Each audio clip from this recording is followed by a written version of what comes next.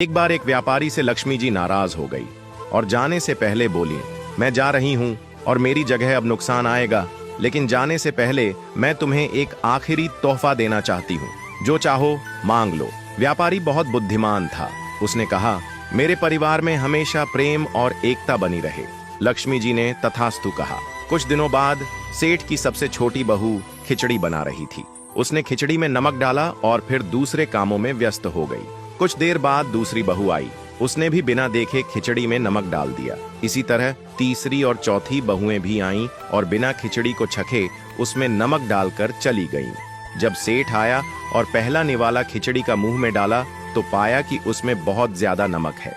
वह तुरंत समझ गया कि नुकसान आ चुका है, इसलिए उसने चुपचाप खिचड़ी खाई और कुछ नहीं बोला और चला गया। इसके बाद बड़ा बेटा आया। उसने खिचड़ी का पहला निवाला लिया और तुरंत पूछा, पिताजी ने खाना खा लिया क्या? सबने जवाब दिया, हाँ पिताजी ने खा लिया, और कुछ नहीं बोले।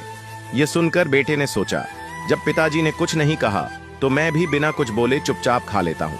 इस तरह घर के बाकी सदस्य भी एक एक करके आते, पहले वाले के बारे में पूछते और फिर बिना कुछ कहे चुपचाप खाना खाकर चले जाते।